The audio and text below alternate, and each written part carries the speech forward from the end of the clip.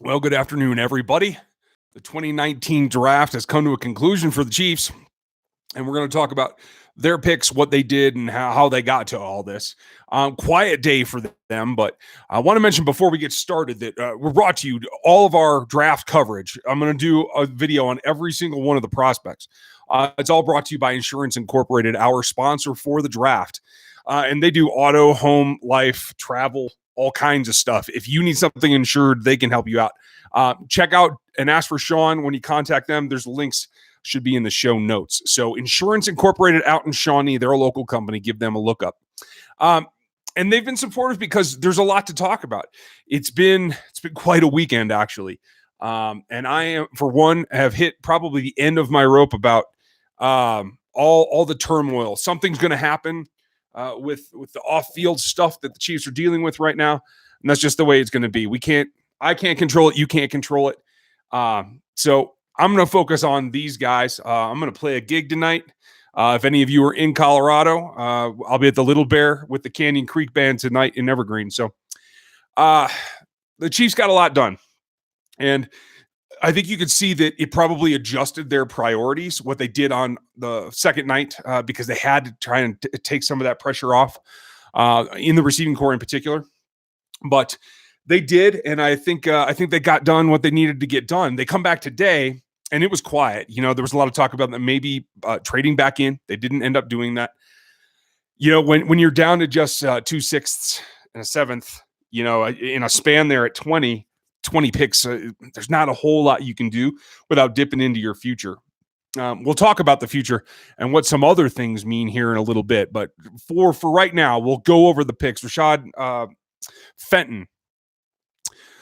Not small corner, bigger than the guy that I was saying that they should look at in man, now I'm drawing a blank. I had him up there. I'm trying to look where he's at. Not near the bottom as I thought. I was kind of pushing for Jimmy Moreland because he's such a ball hawk. But when I look at the hawk rates in this class, Rashad Fenton's right at 14. So solid. Not like a huge turnover creator all by himself, but had 24 PBUs in his career. Plus, I think 5 interceptions. So that's a solid number. Somebody that can help you. And I think that's what they need. At the end of the day, it's not just about being able to press, although I think he can. It's about being able to take the ball away, being more aggressive on the ball. And I think they got somebody that can help them there. Now it's a long shot. The cornerback core is a little bit shoddy behind the starters, and we're going to see what happens. And like I said, more on that when we get to it here in a little bit. Then they came back and went Darwin Thompson. And I like what you get from him. He's a small guy. People who compare him to Tariq Cohen are not wrong. Matt Waldman's huge on him. And I'll tell you a couple of things. He's not the speediest guy. He's got good lateral agility, short area quickness like we do in the athletic matrix. But he's got contact balance. That thing that always made everybody enjoy watching Kareem Hunt run for the Chiefs. Well, you're going to see some of it out of him too. I expect that he will make the roster. I expect that he's going to be part of that rotation. And his big thing is I've only watched 6 quarters of his film, and I counted up 7 times where a guy just bounced off of him. A guy that was in good position to make tackles. I didn't see a lot of poor tackles. He doesn't have a ton of power, but he's got that balance, and he can make initial contact and keep on trucking. I think Lola pointed out on Twitter that PFF had him as the number 3 guy in creating missed tackles.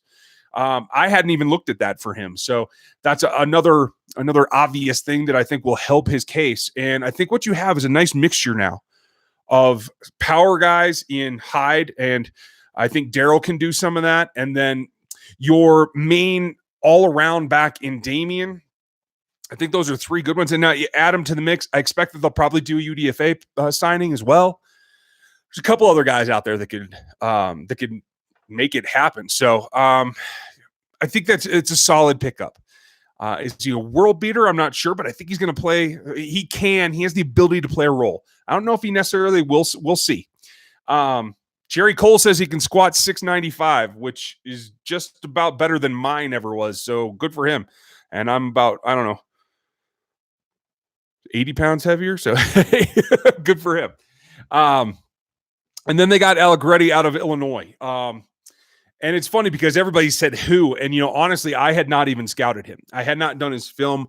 I went and watched afterwards. Watched a quick 6 quarters for him, and I ran his athletic matrix number, and not overly special in terms of his athleticism, except for when you look at him as a player overall. He's kind of thick. He's kind of a phone booth kind of guy. Wide-bodied a little bit, like he's not going to squeeze in to small spaces or try to pull through gaps. But here's the thing: he can pull, and he has all 3 of the things that the Chiefs are known to covet. He's got intelligence. I think 42 on the Wonderlic was the report. Not that the Wonderlic's the end-all, be-all, but it gives you an idea. And I think the Chiefs want intelligence out of their linemen because there's a lot to learn there, especially when you get to this next thing, versatility. He can play center and he can play the guards positions. So he's got to learn them all. And I think that contributes to that fact that you want a guy that's intelligent, that can learn how they're going to go about it from different points of view along the line. And so that feeds into everything that we see about every guard that's on this roster. Is they're versatile. They can do multiple things, and that's great. And then the big thing is the one area that he stands out in that is his strength in terms of his athleticism is his short area quickness, much like a score that's close in there with LDT. So he can do some of those things. If they want to pull him in power, that's great. Do you want to get him out on screens? He can. I don't think he's excessively great at it, but he's got the ability, and it'll come with some coaching. And I think that is a guy that you can add to that mix right away at guard and just see who wins. LDT's a starter. Now, Allegretti played his same position, right guard, at Illinois. So you can't see him going there, but he can fight with Cam Irving. He can fight with Wiley for that left guard spot. It's a competition. I think that helps the Chiefs overall. I haven't seen him snap. The little bit of film that I watched, he wasn't playing center. So I don't know if he's an option to go in there, but I'm sure it's something they'll feel out in OTAs and rookie camp and then see if they want to try to do that and give him some reps in camp. So a lot to be encouraged about there, but a lot to explore as well. And you got to remember, all these guys are 6th round, 7th round picks. So no one's betting the house on them. But I think they all have a chance to show something, and that they're all there in areas that needed a little bit of a bolster. So and that brings us back to some of your questions. Samuel Leonard, what about TE2? I don't know what they're going to do at tight end. Maybe they like Yelder. I don't know. We'll see. I think there's probably more moves coming. There's still a lot of rumors that there are cornerbacks out there to be had. Xavier Rhodes, which I don't think is the natural fit. Patrick Peterson, obviously, that you're going to have to work something out there. Chief Daddy, I like the way that you're thinking there. Sherman at tight end too, at least as an H. We've seen what he can do in the past game. I think we're okay. Jake Jones, yeah, I hope they do sign. Alex Bars, I think, can play. Notre Dame guard. I would look for him too. They didn't. Nobody drafted Trey Watson that I saw either. Kind of a middle linebacker type out of Maryland. Another one. Let's see here. Let's get to some of these questions real quick, and then we'll talk about trades because it looks like that's where y'all are going anyway. The Chiefs, Juan, the Chiefs, because they didn't make many moves for corners, do they really trust Ward at cornerback 3? They might. I can see his upside, but I don't think he's there, and I think it's putting a lot of pressure on a young guy. I'm not sure I'm ready to do that. I don't think I would, but the Chiefs might. So it's about Spags and what he sees and what his position coaches think. So there is that possibility that they're going to roll with Ward. But I will say, trading for Pat Peterson would take some maneuvers. It sounds like Janoris Jenkins is on the way out in New York. They drafted like 3 corners. He's a little overpriced. He has lost a step, but I don't think he's the point Orlando Skandrick was when they brought him in here. I think he can be valuable, and I think he could be a third corner here with Breland and Fuller, and then Ward as the 4. And I think that's a solid lineup. He's played for Spagnuolo before, so I think Jenkins is probably the most likely out of any of them because I think he may be released soon. And if not, I think you can get him fairly cheap. It's a question of that. If you trade for him anything, it's a question of what that contract's like. I think it's most likely that he'll be released. Let's see here. Jamie Collins in free agency. I'm not sure that they really want him. I mean, You could play him off the ball, but I don't think they want to. So I'm not sure that Jamie Collins is somebody they're going to be looking at. Let's see. Ian Connis, do you see any post-draft trade possibilities? There always could be some. There are people that came up short. They're going to try to sign these UDFAs. But yeah, if somebody feels like really bad about what they didn't get, you could get some of it. So, I mean, we'll get there. Gene Jones, I don't remember where Metcalf fell to. I think it was the Seahawks because he went into a meeting with Pete Carroll with no shirt on. So I saw that video, and I think that's probably what it is. Let's see here. Any tight ends out there? I don't think Nato was drafted that I saw. He can block at least.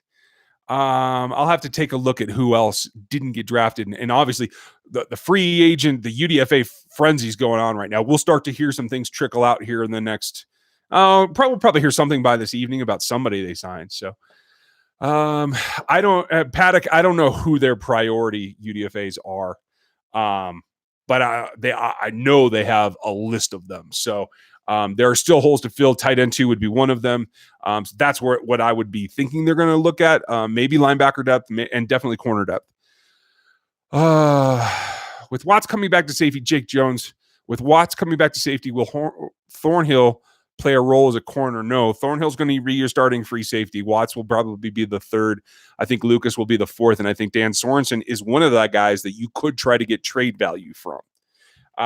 The only thing that puts a hiccup in that is Lucas might be in trouble if Spags really likes Sorensen's ability to blitz. And that could be a factor. So I do believe it's Watts over Lucas, but I think you're going to see some changes there at safety as we go along. Now, Thornhill can play corner, but I don't think they want to make him do that. I think they want his takeaway over the top from the comments they made yesterday. Let's see. Do you think Mark Fields should be brought in if not drafted? He had quite an attitude problem from what his coaches said. So I think that's probably turned a lot of teams off. It just depends if the Chiefs had any interaction with him that made them think that wasn't him all the time, that it was the situation he was in.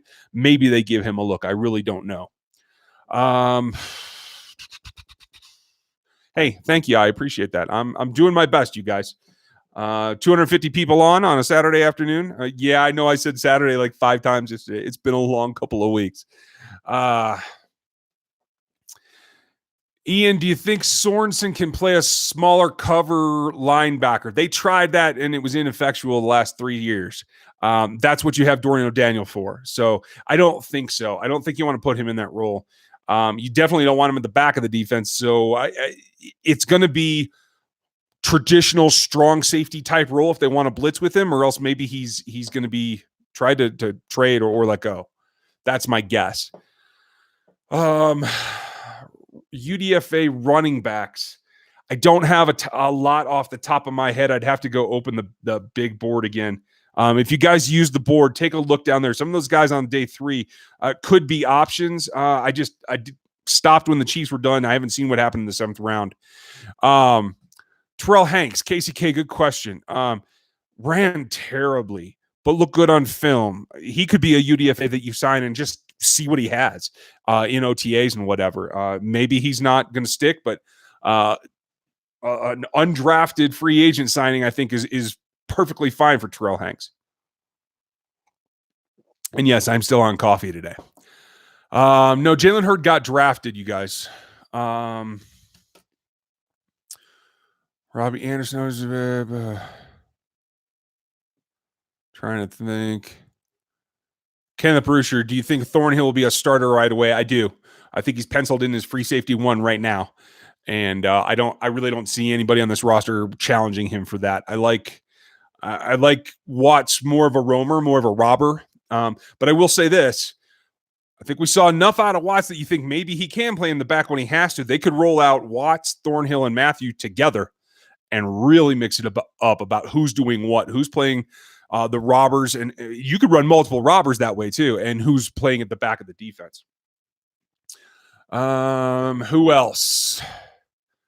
More faves. Do you think Xavier Williamson's horns will be cut this week? I don't know about this week, and I don't think Xavier Williams is going to go anywhere. I think Spags wants a big, beefy line that's strong, and Xavier showed a little bit more penetration ability than we thought he had last season. So I don't expect Xavier Williams to go anywhere. I think he's on this roster for next season. And I think he's quality relief between Saunders now and him backing up Noddy and Jones. I think that's a nice rotation. Hamilton's still on the roster. I think he may stick to. I don't know how many they keep now that they switch over to only running 2 D tackles all the time. So maybe they don't keep 5. I'm not sure. We'll get a better handle on that as we go through the OTAs.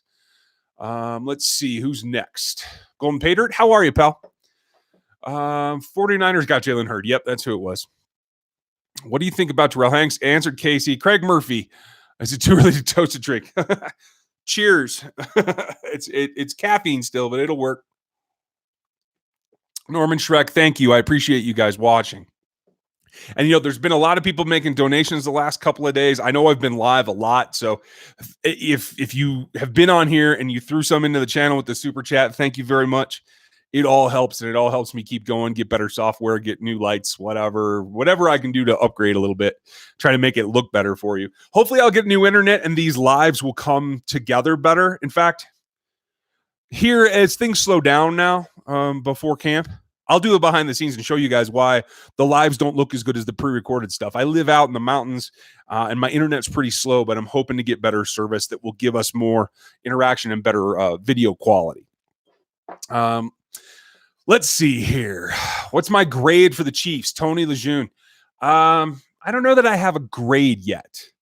And whatever it ends up being, I'll tell you this. I'm going to give him a little bit of extra credit for dealing with the whole Hill thing happening the day before the draft, the day of the draft, putting all that pressure on it right away. So I'm going to give him the benefit of the doubt and say that overall, I think they dealt with this well. And rolled with the punches when they had to.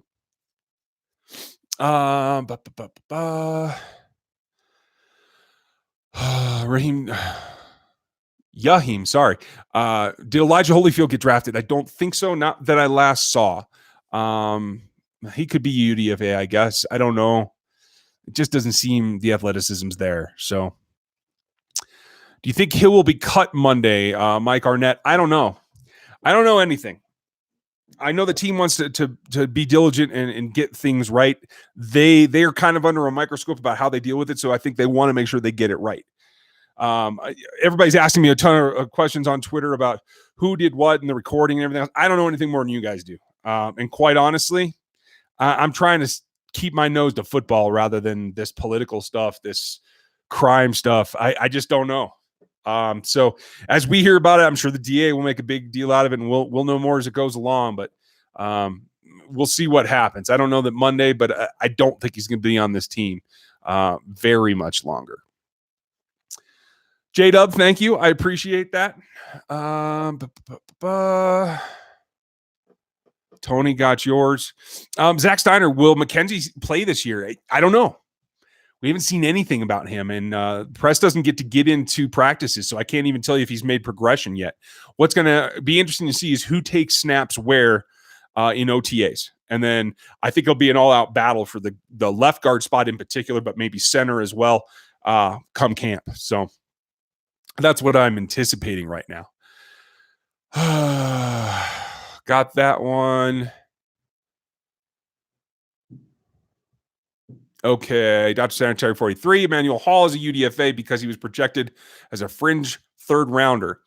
I think what it is, I think it comes down to the injuries. I think talent-wise, he is a third rounder.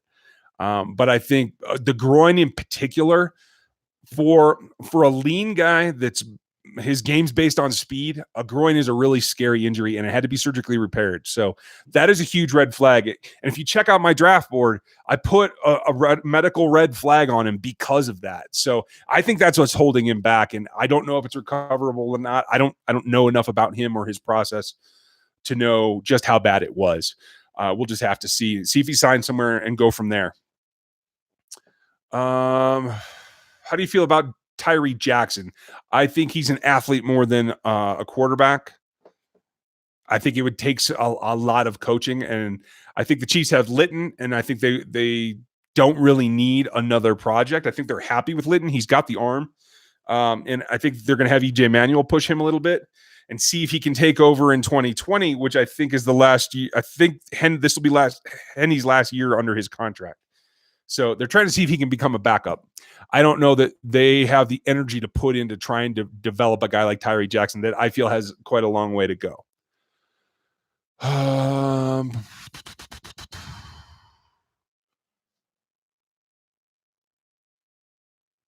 Wow, you guys are doing good.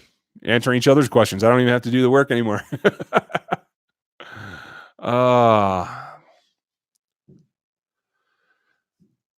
Who do you think is our best pick this year, J-Dub? Good question. I think in terms of need, things that we've been talking about all offseason, I think it's probably Thornhill. Everything was positive on Thornhill pre-draft, except for I got one report from one source that said that somebody didn't like him on the board, that he had trouble learning what they were trying to get him to pick up. It's the only source I ever saw that from. So while I tried to factor that into my evaluation, I tried not to harp on it either. So I feel like that's been a need they've had for a while. I feel like he is clearly a ball hawk, and that's definitely what they need. And I think I've told you guys over the last couple of weeks, takeaways, PBUs and interceptions are what I look for from DBs first and foremost. So I think there he's good. I think taking Mecole Hardman, you saw there were 4 or 5 receivers taken after him. I actually had Paris Campbell above him on my board. It's a little easier to see the fit because Paris Campbell in the Ohio State offense did more things like Tyreek Hill has done in the Chiefs offense. Whereas Mecole's been a slot and outside guy. I haven't seen him do a whole lot of the jet stuff. He's a more raw route runner, but he has just as much upside. And according to several reports that I've seen on the Chiefs watches, he was the fastest guy in the draft. And if the numbers that I've seen reported are correct, he's faster than Hill.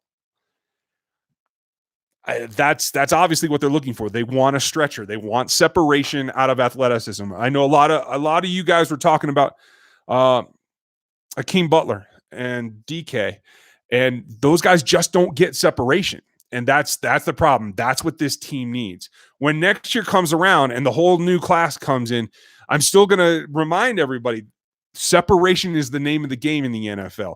The quote unquote Megatron types don't work because there's only one Megatron.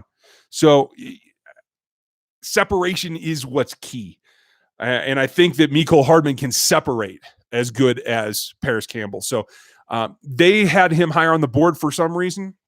Maybe it's the all-out speed.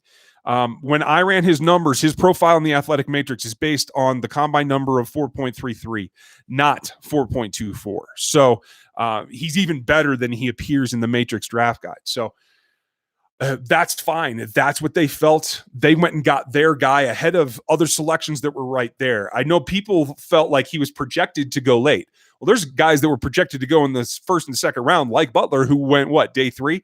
So you can't harp on them too much about not picking where the media types, the outside analysts projected them, because their board is their board, and they did what they needed to do to make sure they got the guy they had number 1.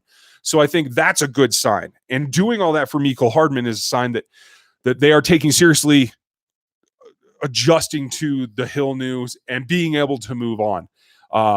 If this were a week ago and he wasn't going to be charged and there was nothing new and everything was fine, add Mecole Hardman to Tyreek Hill, and that's a heck of a combo. We talked about that on the podcast a few weeks ago, like adding to him, but also having the ability to replace him if you have to. And that seems like the way it's going. So, Jordan Hardwick, did the tight end Raymond get drafted from Utah State? Dax, I thought so, but I'm not 100%. Grits go ham. Good question here. What are your thoughts on Chris Westry? I had him on the board. I had him draftable. Interesting, raw, but I think he could play. I think he played corner for them, but he can definitely play safety. And I think he could be, that kind of big enforcer type. So I would like to see him be a UDFA signing. What about BJ Blunt? Didn't see any tape on him, Tony. Don't know him very well at all. What are your okay? Same thing. Moving on. Guys, hit your question marks at the beginning. Helps me find them a whole lot easier. Okay, now they're coming up. Is trade for Peterson a possibility, Car Linners? Yes. I talked about that a little bit earlier. If you want to rewind, I think it is. I just don't know what it'll take. What do you think is going to happen with the guys we got from the AAF? Jerry, it's just Reeser that I know of, and they know Reeser, so they know what they're getting. Maybe he's improved a little bit. I don't know that he's going to push for. I don't know that he'll get any reps at all as on the field. He may make the roster. I'm not convinced of that either, though. So we'll see who else they bring in.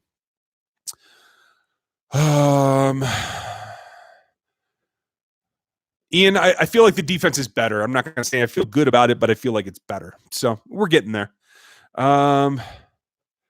Morbian 13. What's your feel on the schedule? I haven't even looked at the schedule yet. I've been knee deep in draft. That'll come in the next couple of weeks, and we'll see what comes from there. Rashad, where did you have Rashad Fenton? I didn't have him on there. I thought he was under their threshold for size. So at 5'8", that's a tough one. So I didn't have him on the board. He showed them something to work himself back onto their board. So that's a good sign as well. Brian Gooch, thanks for the donation. Appreciate it. Mahomes to that kid from GA and the Dogs now on defense. How do you feel about this squad now? Keep up the great work. Thanks, Brian. I appreciate it. I think Mecole allows them to do a lot of the things that they want to do without having to totally revamp the offense. Nobody's Ty Hill. So you can't say that they're right back where they were because that'd be a lie. But in terms of stretching down the field, in terms of giving you abilities that's similar, I think Mecole is close. I think he's a guy that can do a lot of what they want him to do. Man. Yeah.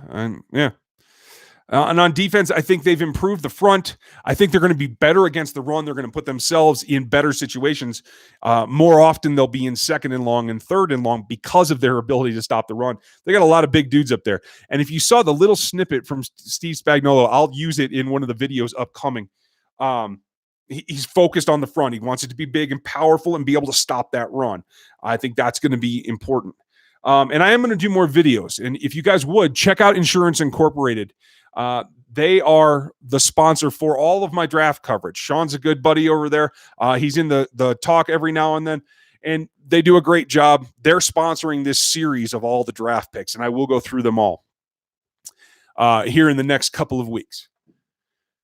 Okay, so what happened to the DB you had in the late second that didn't get taken? That was Julian Love, and he did get taken very quickly. I want to say he was fourth or fifth in the second round, I think. I can't remember.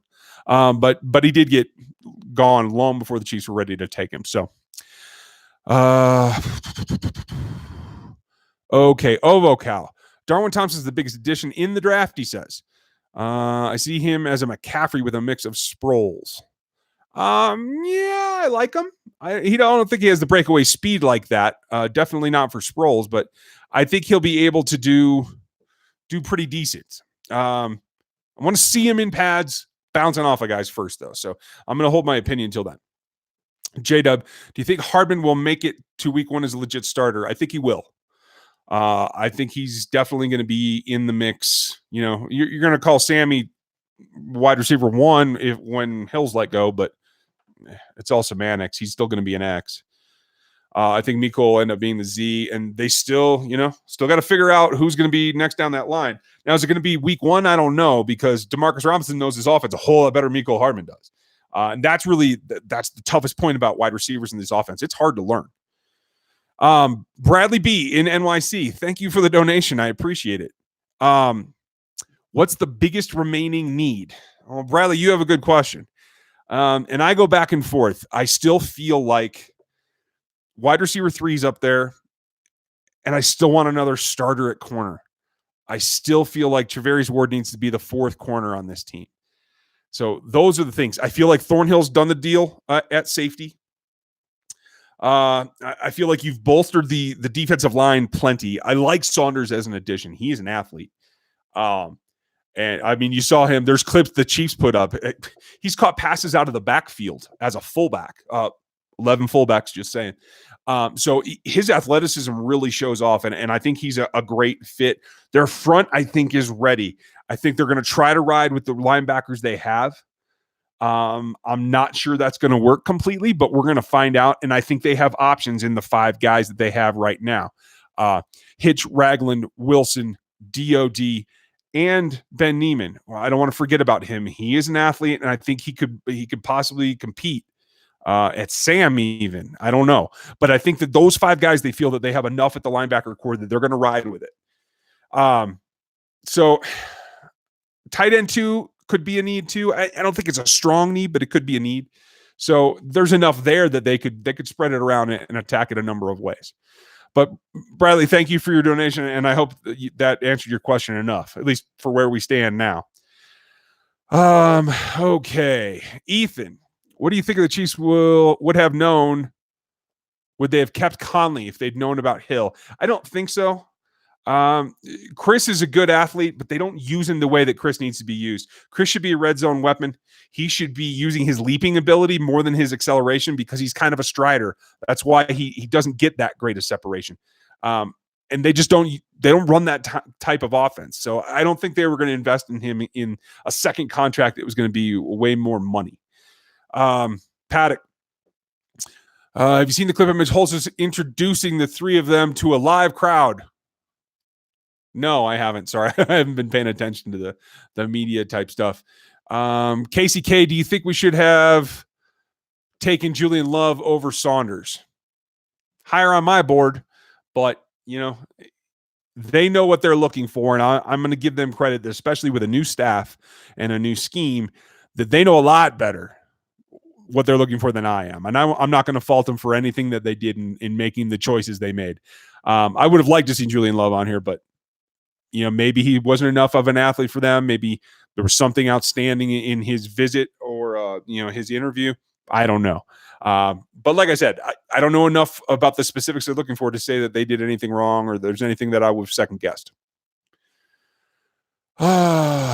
Is Darwin Thompson going to be the third down back? Colby. No, I don't think so. I think it's still Damian. I want to see where James Washington lands, the kid out of Washington State. He is a pure third down back that I think could really help this team. I'd like to see him come in as a UDFA. And sorry for everybody who asked that question before and I couldn't come up with an answer. Well, there's your answer. He'd be my UDFA number 1. Is it worth targeting the Akron guy? I don't know, Jerry. I had never seen his film or anything else, so I just can't tell you. Nathan Roth, Alan Bailey has not signed anywhere that I know of, so he's just free and floating. I'm not sure if John Brown's available. I think Crabtree might be, but I'm not certain about that. Did the San Diego State tight end get picked up? Yes. Norman Schreck, like I said, I like Saunders. He's a good athlete. He's explosive. I think he can penetrate even at 325. And I think he can play more positions than everybody thinks. He rushed off the edge against the level of competition he was at Western Illinois. So he's got enough athleticism. I think he'll be a 3/1 technique. We'll see what he does after that. Let's see. After everything, Dr. Sanitary wants to know if they took a big step forward or a small step back. I'd say they took a small step forward. The defense is completely revamped. I think it should be better than it was, but I don't think it's a top 15 crew yet. Maybe after they come together, but for right now. Sorry to know, 5'8", I was referring to I wasn't referring to Fenton. I was referring to the running back. Losing my mind here, folks. Yeah, he's small. Thompson out of Utah State. And that at that position, that's not critical, but that's what I'm talking about. Fenton's 5'11". Let me double check what Thompson's height is.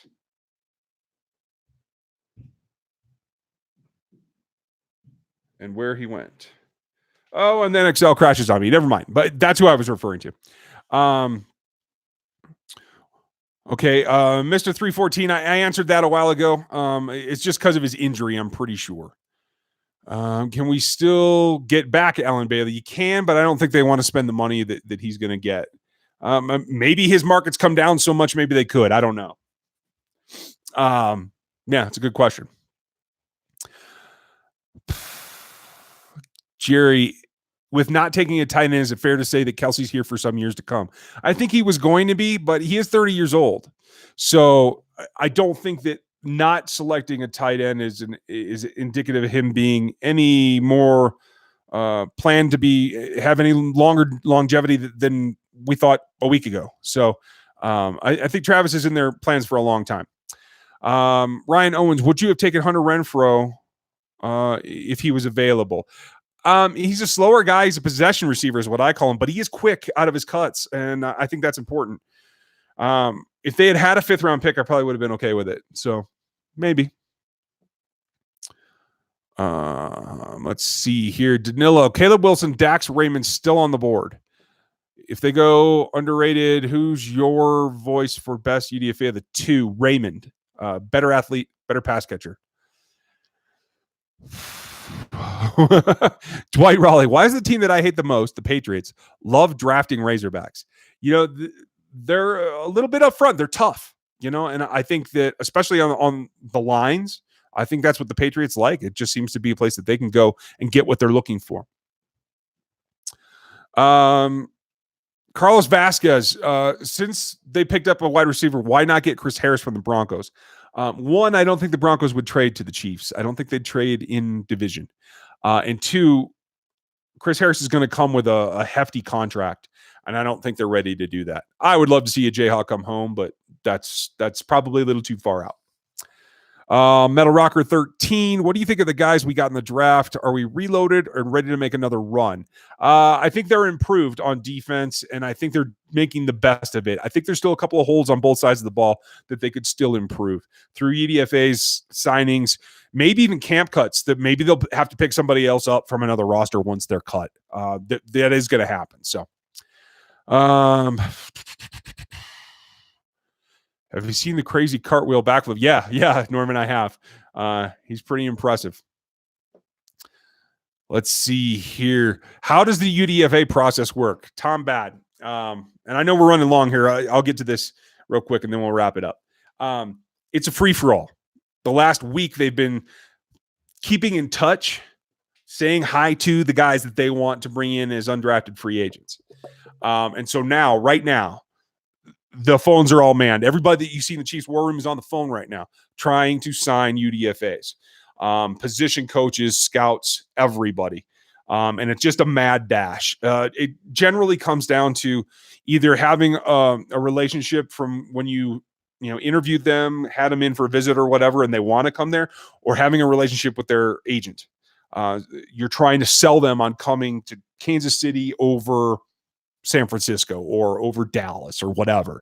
It's a meat market right now. Let's see. Yeah, Sherman could be a tight end.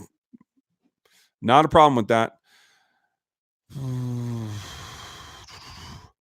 Samuel Elson, are you surprised that we drafted 3 picks on offense and 3 picks on defense?